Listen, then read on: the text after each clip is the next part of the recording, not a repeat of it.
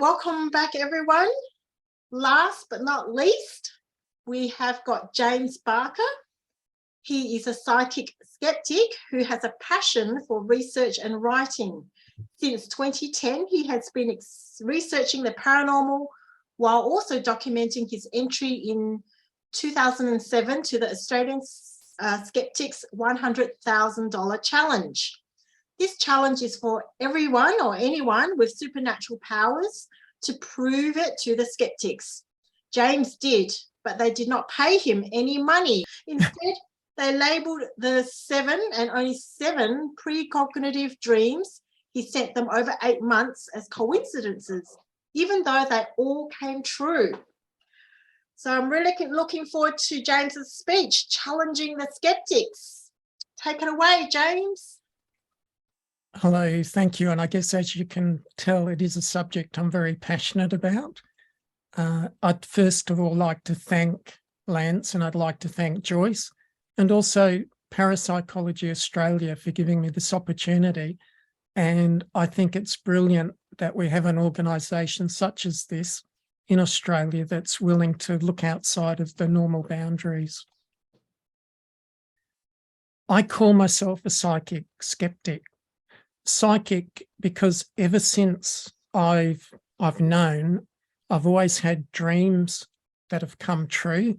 When I was young, I'd dream of what was going to happen at school the next day, and it would, and I just thought this was the norm. I thought everyone had this happen. As I got older, the dreams became less frequent, and now I've got a couple of chronic illnesses, and as a result, I don't sleep very well, and the dreams are very rare.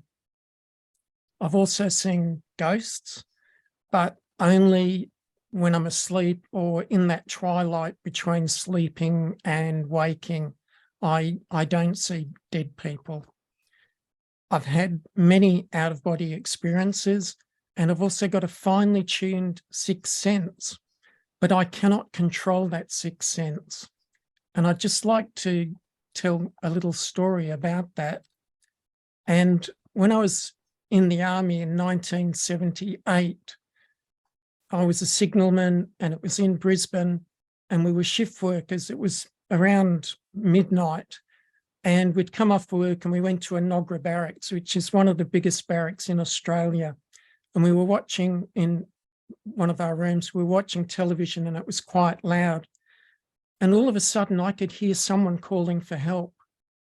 No one else in the room could, and we turned the television down and there was just silence. We turned the television back up, and again we could hear someone calling for help.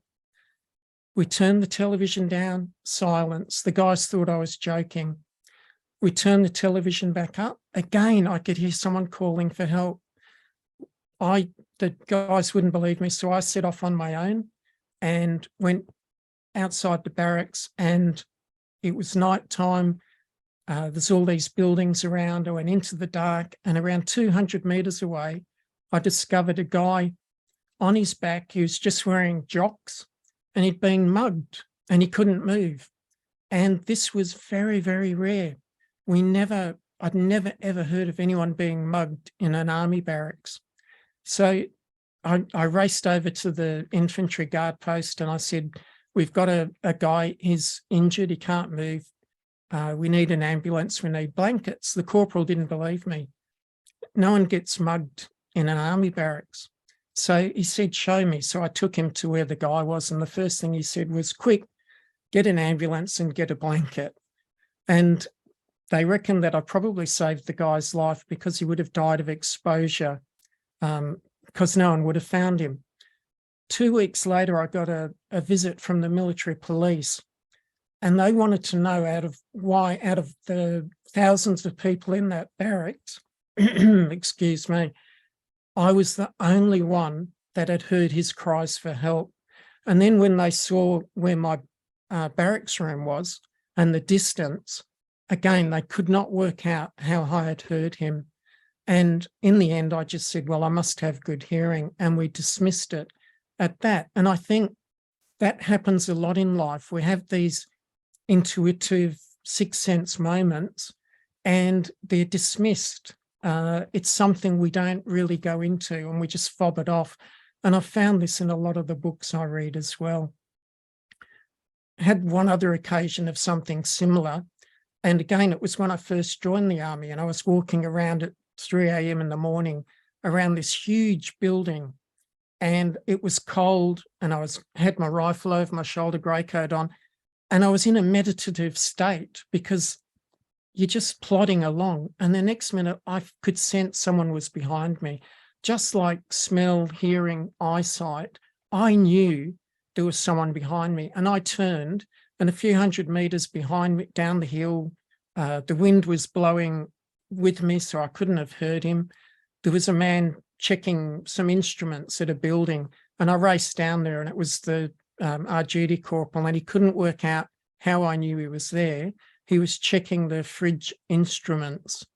And again, I just said, well, I knew you were there, and we dismissed it and we left it at that.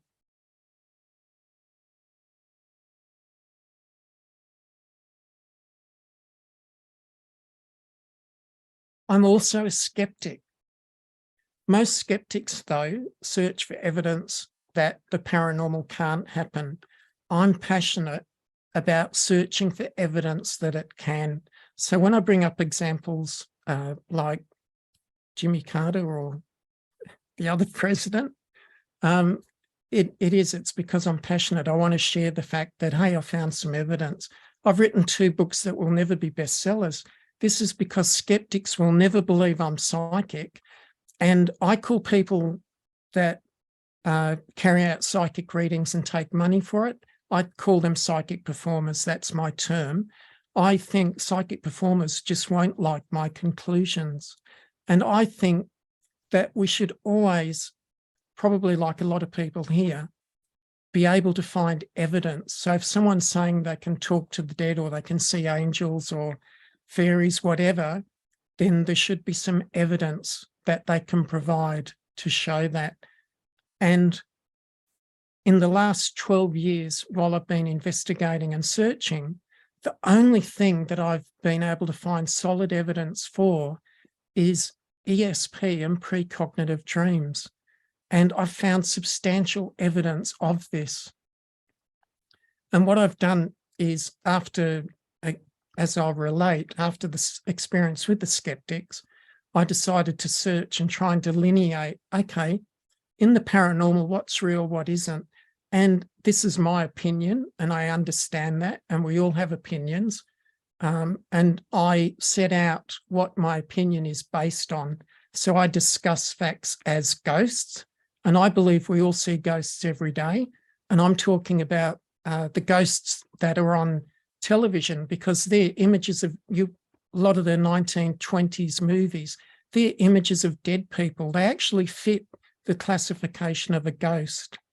I also cover reincarnation, out-of-body experiences, NDEs, etc., especially precognitive dreams, providing many examples.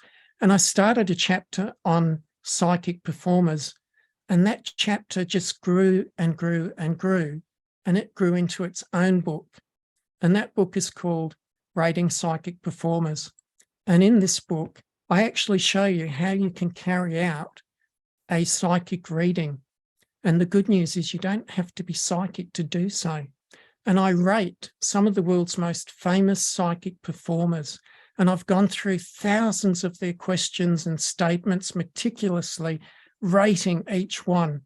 And the highest accuracy rating I could find, and again, based on my opinion, out of the Teresa Caputo's, Alison Dubois, John Edward, the highest accuracy average rating I could get was 2%.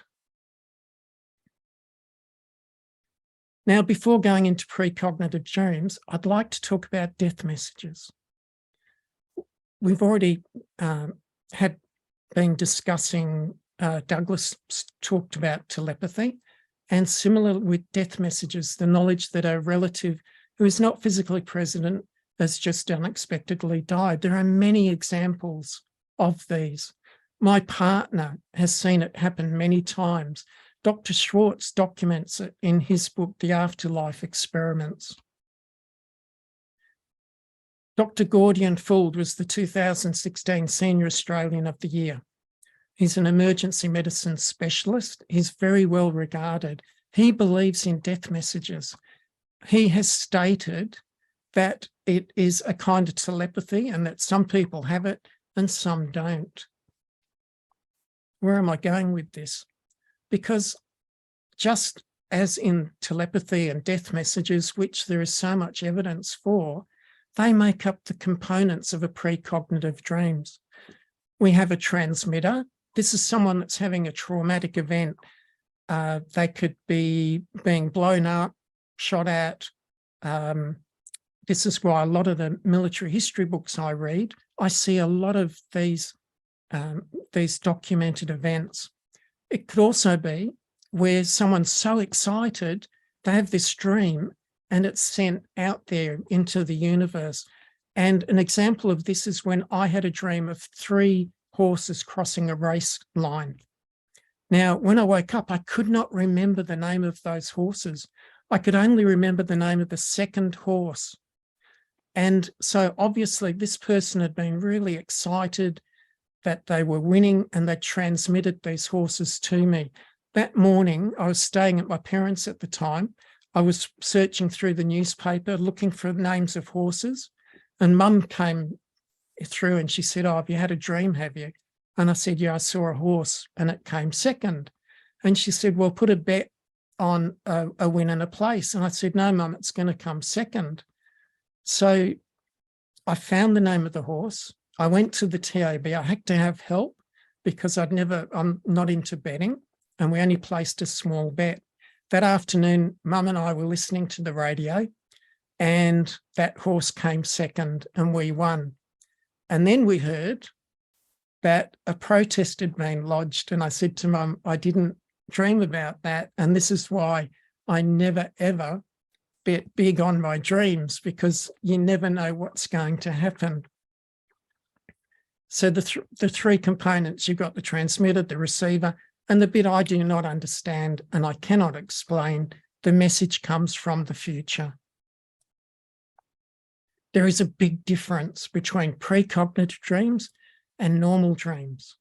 The sleep state is normally a light sleep unless it's a very deep, very intense, nasty dream. Then I find it breaks through no matter what. It's very, very vivid. It's like you're watching through somebody else's eyes. You're not involved in it. And it can be very emotional. You could wake up crying. You can wake up shaking. You could wake up laughing. And as I've said, it's from the future. There is so much evidence about precognitive dreams. Major Claude Wallace, he was on the Somme in World War I, and he kept having premonitions of a great naval battle. And he ended up going to his commanding officer, and he got permission to go to the British fleet at Scapa Flow. Now, at this stage in World War I, the 2 fleets had not met. The British stayed at the north of England in Scapa Flow, and their task was to stop the German fleet from coming out. And if the German fleet came out, the British fleet would come out and the Germans would retreat. And that was what was happening. So Wallace got permission, but he didn't go. He waited until the premonitions intensified. And when they did, he finally left. And on his way over to Scapa Flow, he stopped at a coastal village in France, and he met 3 senior officers and he told them about his premonition.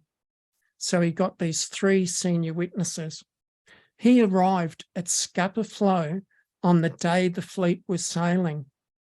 And the captain of the battleship that he was getting on, and I'm paraphrasing here, said, "Well, Wallace, I hope you're going to bring us luck, because every time we've gone out, the Germans just run away." Well, fortunately or unfortunately for that captain, they sailed that day and the Battle of Jutland took place. It was the largest naval battle of World War I, and probably up to then.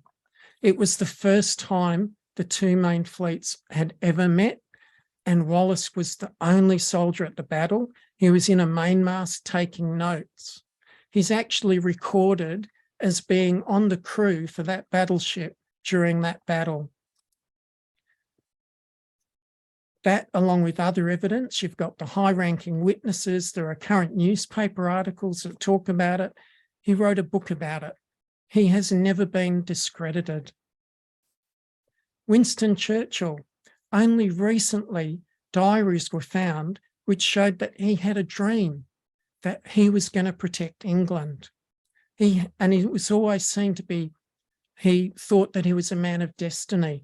Was this dream the reason for this? Is this why he was so brave when he was younger? Because he thought, I'm going to save England, I can't be killed. I don't know. Then there is Christopher Robinson. He is remarkable with his precognitive dreams. I didn't document it here, but he dreamt of coronavirus a year before it happened. He's been helping the UK police. Dr. Gary Schwartz carried out the Arizona experiments with him, where he would dream the night before.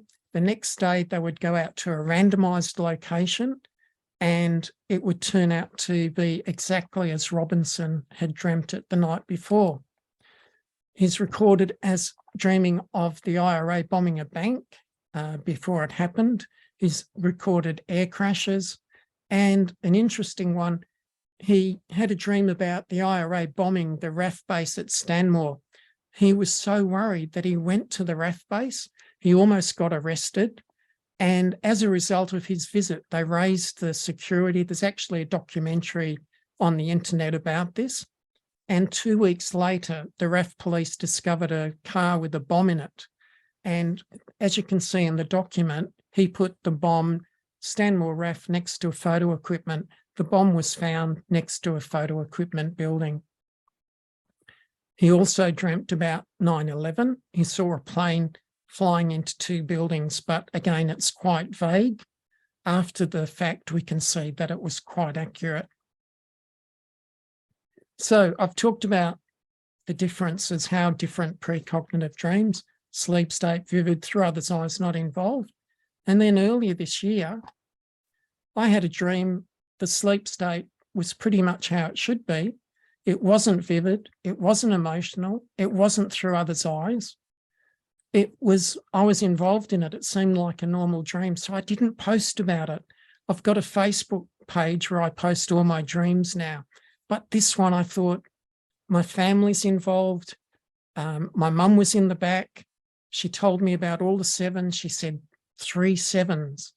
And I thought, I'm not going to post about this, but I'm going to tell my sister, because I think it's to do with lotto. And I'm going to buy a lotto ticket, and I'm going to put all the sevens in there. My sister bought a lotto ticket. She got all the sevens. Her daughter bought a lotto ticket. And then, as you can tell from now, my memory's terrible due to the painkillers I'm on, and I promptly forgot about it. Then that night, my sister rang me and she said, "Oh, geez, you're good, James." I said, "Why?"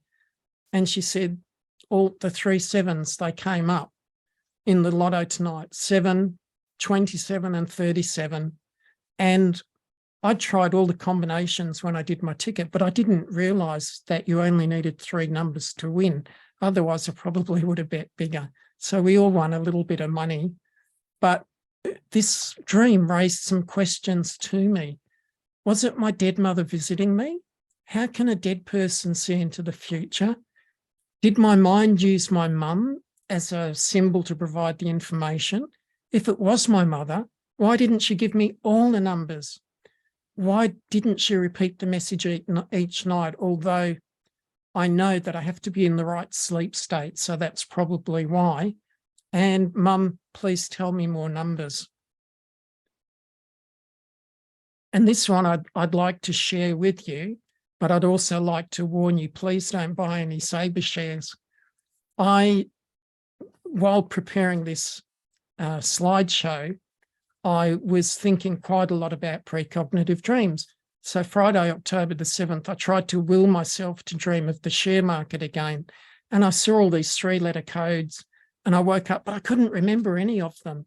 And I got back to sleep, and next minute I'm having this convoluted dream in Hong Kong, British Army, and then they're leaving Hong Kong, and I hop on the back of a truck, and there are two really pale white men on the top of the cabin of the truck, not actually in the tray. And then I got a close-up of the mouth of one of the men, and he said the word saber. And I woke up and I emailed myself the word saber. Now, I'm hoping that this dream was about the share market, and not about the two pale white men on the back of the truck. So I then looked up the ASX, and yes, there was a share called Sabre. On Friday, when the market was down, it was up 25%, but my dream had no pricing or timeline. I've only had two other share dreams, and both times they gave me a price, and both times that price came true. So had I missed it, would it go up Monday, the next week? But it was such a strong vision of this word saber, I think it's going to resolve itself in months. It was trading at 0.007, and I thought, do I buy straight away? I ended up, I'm not a rich person. I've got a super fund, self-managed super fund. And so I got up really early. I watched Sabre. Sabre went down to 0.006. And so I bought some, and I thought, look, every other time I haven't gambled big. This time I'm going to gamble big, relatively speaking, for me. And I bought at 006. A week later, they went down to 005. And so I bought more shares. That's how my confidence is. And November 1, they dropped to 004. And as of now, they then rose to 0.005, and they've gone back to 004. I am still fairly confident because of the strength of my dream. But again, this is my experiment. And please, no one buy Sabre shares, because I'm not that great with shares normally. But I've shared this so you guys can see that this is a dream that hasn't resolved itself. So in a couple of months' time, we can all look back and go, hey, did it work or didn't it? But I don't want you to come along for the ride on that.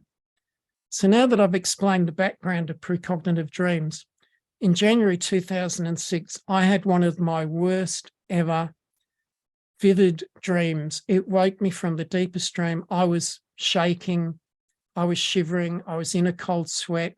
I had to turn the lights on. I couldn't get back to sleep. When I did, I was back there, and I was watching through the eyes of a young girl. It was much younger than my daughter, so I knew it wasn't her. And she was being tortured, and there was a stable-like door. The attacker had a cigarette in his mouth. I would never escape. I was going to die. And I saw there's a building in Perth called King Arthur's Revolving Restaurant. I saw that. So what I thought was, I know it's not my daughter. It was too young. But if a young girl goes missing, then I'm going to tell the police King Arthur's Revolving Restaurant is involved. In June 2006, Dante Arthurs abducted and tortured I think she was 6 years old, in the shopping centre disabled toilets. The doors that I'd seen, excuse me, I didn't expect it to make me so emotional. The doors that I saw, the stable-like door, was because I saw it on the news. The bottom door was all metal, silver, and that's why it looked like the door was in two. So again, it shows the interpretation. It's unknown if Arthur's had a cigarette in his mouth. The little girl, she had her bones broken and she died. And note, the important part of my dream was Arthur's, not Arthur, but it was Arthur's. And unfortunately, my dream was of no help. A few months later, I saw the $100,000 Skeptics challenge, where they said, if you can show that you've got psychic powers come and show us and we'll give you $100,000. I thought it would be of help to the scientific community, that I was going to help the skeptics progress their studying the paranormal. Boy, was I wrong. I told them that occasionally I have a dream which is like watching through one other's eyes, and I see it before it happens. There is no date or time stamp. The stronger or more distressing the image, the further into the future it is. I told him about Dante Arthurs, and I said, although luckily these are extremely rare, all I can do is tell you what I see. And I guess that is one of the big issues. The police will tell you that if you've got 5 witnesses at a murder scene, every one of those witnesses will give you a different story. The same as with precognitive dreaming. We tend to interpret what we see. And what I learnt along this journey was that I wasn't telling them what I was seeing. A lot of it was my interpretation, as we will see. So this was a really brave step for me to take, because I'm a very private person. I contacted and was put in touch with Dr. John Haps, president of the WA group. However, nothing formal was set up. I got the feeling that Dr. Haps was like a gatekeeper. It was like he was holding me back, in my opinion, and didn't really want to go into it in too much depth, because nothing formal was ever set up, even though I kept asking. And also, by me asking to be a challenger, according to their rules, it was supposed to be covered in their media. They even state that whether you win or lose, they will publish it in their media. So I ended up asking Dr. Storm, and thankfully he accepted to be a third-party witness. Luckily then, October, which seems to be a good month for my dreams, I had my first dream. And this is when I saw the leader of the opposition's wife, I didn't know her name, standing next to a hole which I thought was a grave. But again, I stuffed up, because I interpreted it and said, I saw Kevin Rudd's wife, and I think she might have died. I think it's an exaggeration. Maybe she was just injured. I saw a hole in the ground, so hopefully she just falls and trips in it and isn't hurt too bad, and it isn't a grave. And my partner said to me, look, you've just said it isn't a grave. And I said, no, that's not what I meant. I said, I hope it isn't a grave. So a bit of semantics there. The result, when I'd had this dream, no Australian soldiers had been killed in Afghanistan for nearly 5 years. So a week after my dream, we had our first death in Afghanistan. I'd never, ever dreamt of Theresa Rain. I'd never seen her at a funeral in real life or any other dreams. The SAS trooper that died weeks after my dream was buried, not cremated, in Perth. And then Sky News, as part of their news promotion, ran a video clip of Theresa Rain at the funeral standing next to the grave. And I got to see this almost every day for the next month or so. The skeptics, they said it's a coincidence. And now I'd like to fast forward to my 7th dream, because I think my first and the following are my stronger ones. This is one, and I'm not going to go through all my dreams, but the 7th is my weakest. And so that's why I'd like to show this one. And this is where I said that I dreamt of a dead Aboriginal man, and we'll see this was the mask I'd seen. A lot of blood coming from his head. He was lying on a wooden pier. The main concern was that it was the picture of a body was being broadcast on the news, which was against Aboriginal culture. Now, I've been to Arnhem Land, I've been to sacred sites, and what I was doing here was projecting my own interpretation. What I should have said was I saw the face, I saw the blood, I saw a wooden pier, and that's it. My concern was that I was watching it on the news, and that's what I should have left out. But it's all part of the learning. And again, as I say, this was one of my weakest dreams.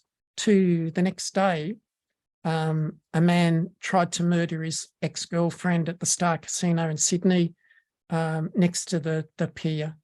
And the skeptics called it a coincidence. And okay, I won't argue with this one.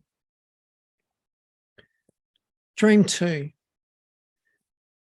My second dream to the skeptics. I dreamt that I was going downhill and this truck, I saw the front of the truck coming towards me, and I saw a baby in a blanket crossing the street. And there were 2 mothers involved. And again, I stuffed up here because I sabotaged this because I didn't tell them that everybody involved in this dream was Aboriginal. But the Friday before at work, a workmate who was working in the same office told me how he had seen these 2 Aboriginal kids at 2 a.m. in the morning. He said they were 7 years old, and he thought it was outrageous that they were out at 2 a.m. in the morning. And I thought I'd transposed what he'd said onto my dream. So I didn't pass this on to the skeptics.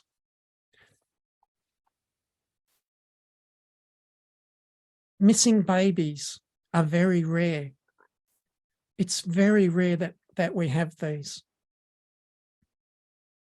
Cleo Smith's abduction in 2021 made world headlines. Can we say that in the next week there is going to be a news headline in Australia or Perth about a baby? And this was only the second time in my life I dreamt of a baby. The first time I dreamt of a baby, I saw these multicolored liquid going down a baby's throat. And I thought, what am I seeing?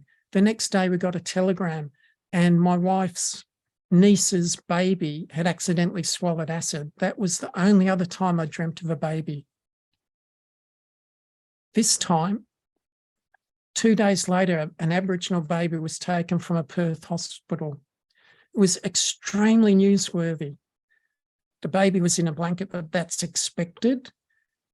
The baby was found in a bus going up the hill. Again, I could be drawing a long bow here, I'll accept that. And all parties were Indigenous. Again, skeptics, a coincidence? Okay, not that solid.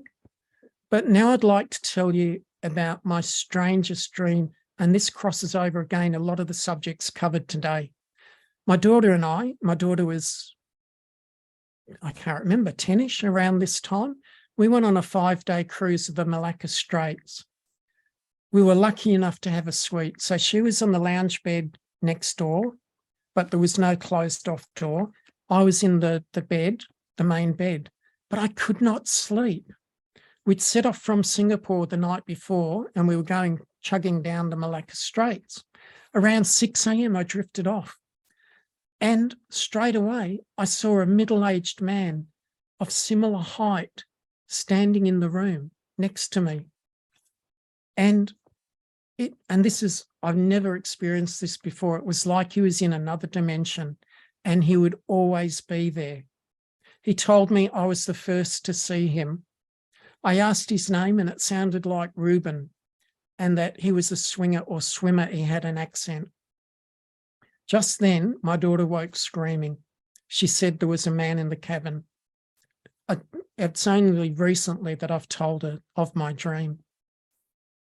I then spent the next days searching on the slow satellite internet, searching on names of Reuben, whatever, trying to find out if someone had died in our cabin.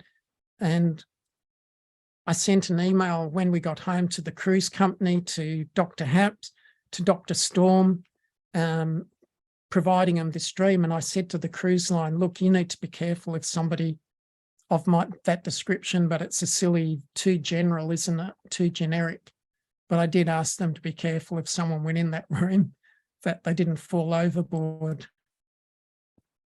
14 months later, now, just on this, the cruise ship actually moved away from the Malacca Straits for the next year.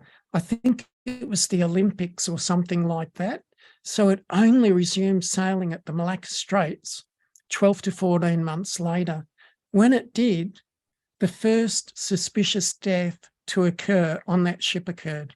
An Indian man, similar age to me, no idea, his name wasn't Reuben, and he fell overboard in suspicious circumstances and he drowned. He told me he was a swimmer, or maybe it was a non-swimmer. To put this into perspective, I don't know if you can see my mouse, but we sailed from Singapore overnight, and that box there is where I had the dream, the vivid dream. And that dream, that box, is where he drowned and died. So I would say that was not a coincidence. I got the location, I got his sex right, age, and he was overboard. So I'd say not a coincidence, but the skeptics, of course, said it was. And then I got an email from Dr. Happ saying, just send me some specific predictions with a timeline, nothing vague like an aircraft will crash sometime in the future or a movie star will die. Both are likely to occur, but when? I'd never told him that an aircraft would crash or that a movie star would die. Fortunately, and this is the last dream I'm covering, from work in December, I sent him a dream, and I don't have a copy of this email because after this dream, I went on holidays on the cruise and then I stopped working because of my chronic illness. But I sent him an email of a gunman at the Empire State Building in 2012. And then after him sending me that email, I got a bit annoyed. And I said, look, the only recently dated dream I've had, and I meant the one I'd sent to him from work, is that there will be a major 9/11 type incident in New York in 2012. Is that detailed enough for you, or is that too vague? Can you please let me know? Normally I don't get a time frame. So this was January, 2008, I'd sent from home. And searching through my archives, I found the email from Lance when he sent to me in 2010. He said, James, can you include the premonition for 2012, the terrorist attack in New York, probably the Empire State Building? I'd like to get this on record. So yes, I'd informed Lance about this before it happened, years before it had happened. I'd also posted on a website, but as luck would have it, that website crashed. And then in July 2012, I discovered that my nephew was 1 block away from the Empire State Building. In 2007, he was at school in Ocean Reef in Perth. So I was really surprised, but I also knew that him and his dad are skeptics. So I thought I need to put this to him a bit, try to do it carefully. And I said, look, John, because please don't go near the Empire State Building, because 5 years ago I dreamt a terrorist, a single, attacked the Empire State Building in 2012. So please don't visit the building this year. And then I panicked. I thought, what have I done? Have I just put my nephew onto the terrorist list in America? Will the CIA intercept this email and think I'm a terrorist? I couldn't sleep that night.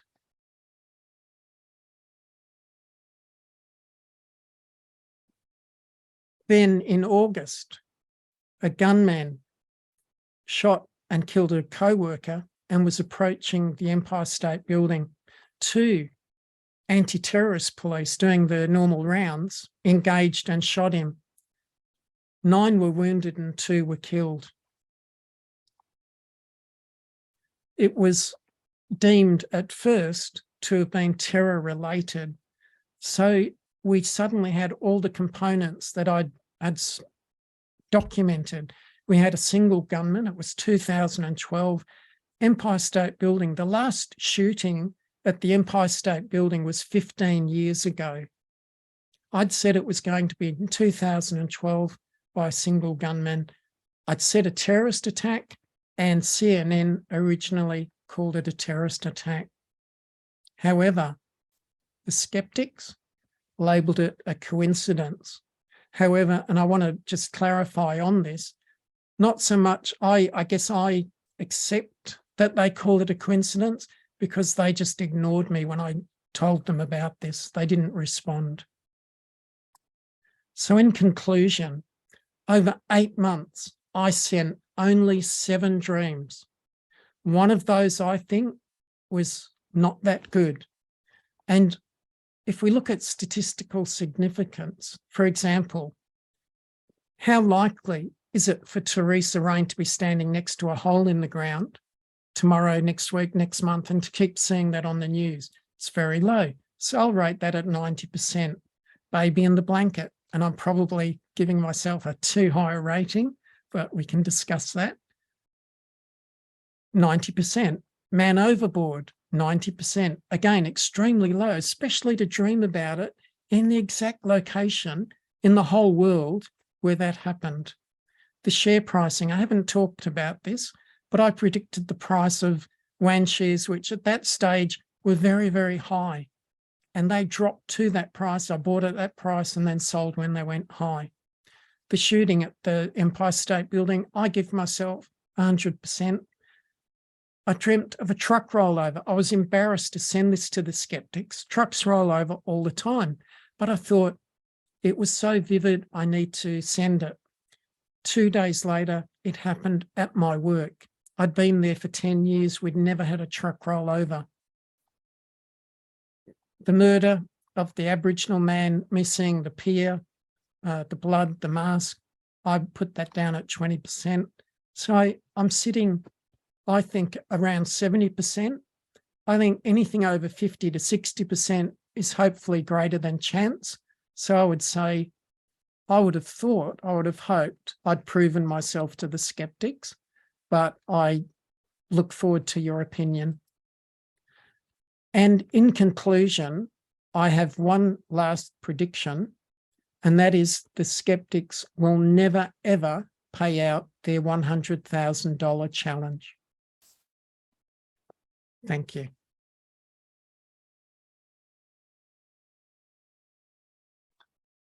Wow, thank you, James. Anyway, and you've got some books, it's available on Amazon? Yes, that's right. Yep, okay. There's Oops. the information. There we go. Yep, I don't have to write it down. All right, thank you so much, James. That was a novel topic. I really enjoyed that. Thank you. It's been really nice to meet you all. Yeah, and can we join your Facebook and have a look at your precognition, or is that for family only? No, that's there is. So James Barker Research. I'll see if I can find it and post it in the chat. So I put my dreams and I put the resolution of those dreams in there as well. Unfortunately, we have to wrap it up, helping us make this conference possible. And thank you especially to the speakers as well. Thank you so much for your time, volunteering your time and your knowledge. I've really enjoyed it. I hope you have as well. Say goodbye and for now, and enjoy the rest of your day.